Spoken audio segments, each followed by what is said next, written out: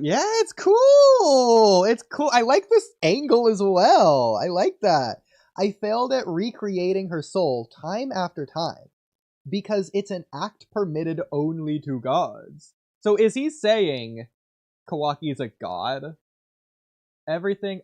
So okay, he's. That's interesting, actually, though, because he is actually like that's not even me. He is doing that, and he's saying Ootsutsuki are gods. What does Code worship? Yeah. Ootsutsuki as gods. He's been doing that since chapter 75, but this is a big thing. But yes. Yeah. No, I'm fine. Goes back to Kara. This feels like Kara as well. Yeah. I mean, and again, Boro's doing the same thing. Code's doing it. Amado's low-key doing it. To an extent, Victor's kind of probably doing it, given the way Victor viewed himself almost like a god who deserved the godly chakra fruit that the Ootsutsuki eat. So based on that, I think you could surmise he would view Ootsutsuki as gods. He just kind of lumped himself up there. And remember when Borushiki came out against Boro, and how Boro was like reacting. Exactly. Now, the one I'm not going to count Uga because I haven't seen how she acts, and I doubt they even mention Ootsutsuki in that arc anyway. Yeah. The real exception would be Deepa, who just doesn't give a fuck. But that's fine. That's fine. Deepa's the GOAT. He can be the one exception who just doesn't care. And obviously Koji, but Koji is like an underhanded tactic spy plan thing with Amado, so like, whatever. But generally speaking, Kara is Ootsutsuki worshippers, and I like that. That being said, to hear from Amado is interesting, considering he's the one who described the Ootsutsuki as parasites. I know. Which again, though, Tadachi versus Ikimoto, is that just a change? True. Like, did he just change his mind of what they're gonna do? Again, it's hard to say with things like that because you go to that first Amado interrogation, bro he calls them like immortal Ootsutskis in Parasite. He never refers to them as gods. And then later on, he's just like gassing them up. But granted, at the same time, hang on, wait. There might be one. He only refers to Shibai as a god specifically. I remember, which is where you get to the Shinjutsu. Like Ootsutsuki have Shinjutsu, so like it's a Shinjutsu act. It's a godly action that Ootsutsuki can do, even though they themselves aren't gods yet. Yeah. You could finagle it, but... Well, remember, when Koji kills Jigen, at the end of that chapter, Koji is saying that I was created to kill a god, or whatever he says. He says, so I would look around there for Amado's he just says to kill you. Does he? He doesn't say a god, yeah.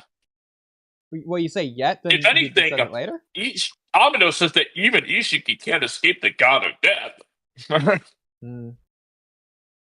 I'd have to go back and double check. I think he says it. I don't remember. Anyway. He just says, I was created to kill you. No. Not like at the beginning of the interaction. I'm talking about like when he actually activates the fire. Yeah, so Amado's speaking, and he says, I'll teach you how to kill an immortal Ootsutsuki for good. Okay. I remember being God. I mean, I'll double check right now, but sure. Yeah. That's what maybe it was in the fan translations. I don't know. Oh, yeah. In fact, he doesn't even say an immortal Ootsutsuki. That's only in the anime. In the manga, he just says, I'll teach all of you how to kill an Ootsutsuki. Yeah, there's nothing like before that or after that or anything? No?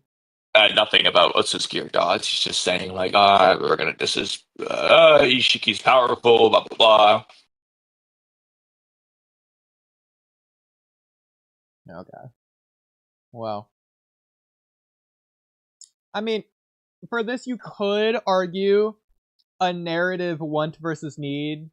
So it's like your Obito interpretation to where he's just like unaware of his contradiction until it's going to be blatantly forced into his face of like, he hates the Ootsutsuki, he views them as lower than scum, but at the same time he views them as gods because they want to revive his daughter, but he didn't even think that his daughter's going to be Ootsutsuki. Well, that's almost more like Kawaki to an extent, though, where they're doing that. I don't know with Amado. Like, they got too much else going on with Amado to do this. Like, it's too much at that point. Yeah, because actually, I mean, they haven't given us enough with some things. Because something I was gonna do I've been meaning to do this video for over a year too, which is Amado immune to omnipotence? And after I get through like the first part, I want to say like, well, assuming he's unaffected, assuming that, what are the different ways in which that could be true, and then like some of the narrative stuff with it. And I do think there's actually some cool things they could do narratively in terms of different familial bond things, which only works if Amado is either Kawaki's grandfather or like Ada's uncle or something of that nature. Like he needs to have another family member that isn't Akami to do the things that I want to say. But like there's a lot of things they could do that just has nothing to do with this Ootsutsuki hatred thing. But again, you could have it juxtaposed with what they do with Code and Kawaki as well. But yeah. Well, he does say this is my one and only purpose in life. So I guess he just didn't care about. Yeah, exactly. So he just didn't have a purpose until Akami died. Was he hoping Before Akami that, he died? just was purposeless. Because he glad. Like he wanted to die until Akami died, and now he wants to live. Like what? What was the life like? See, I told you there was something strange about him killing Ishiki. It wasn't even a purpose of his. Yeah. Didn't even mean to do it. Good point. Why did he care about Ishiki? Yeah. Like, actually, yeah. No, actually, that's a good point. Like, memes aside, he stopped helping Jigen, who promised him his daughter, because Jigen was gonna, like, destroy the world or whatever. So he's putting the world over his daughter, in a sense. Yes, I know he said at some point, I think he said that he thought Jigen was lying or something. I don't remember what he said. Like, he said he wasn't sure if Jigen was gonna... He said, like, who knows if Jigen was actually gonna keep his promise. Well, but, you know who would have known? The guy who has this one and only purpose in life to find out. So, yeah. But it's also funny. So he says Jigen never specified how he was going to revive my daughter. I mean, like, that's funny. So Ishiki just didn't try to convince Amado at all. Like, at least making a fake plan if he wasn't actually going to do it. Just, he's like, oh yeah, I'll do it, bro. Don't ask for details, man. Like, that's so sus. It makes it obvious that you're not going to do it.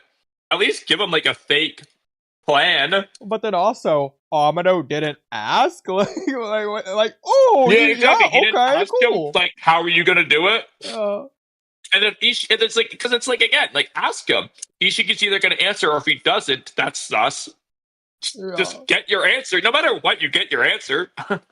Like, whether it's a lie or a truth, they're at least going to get something. You might as well. I mean, if it's a lie, Amado's probably smart enough to realize that it wouldn't work. Yeah. And that's a lie. But so it's like, why didn't you ask, bro? Or interestingly, if he's telling the truth and Amado figures out it wasn't going to work, so he knew something that Jigen didn't, and didn't tell Jigen. Yeah. That could be like, there's so many...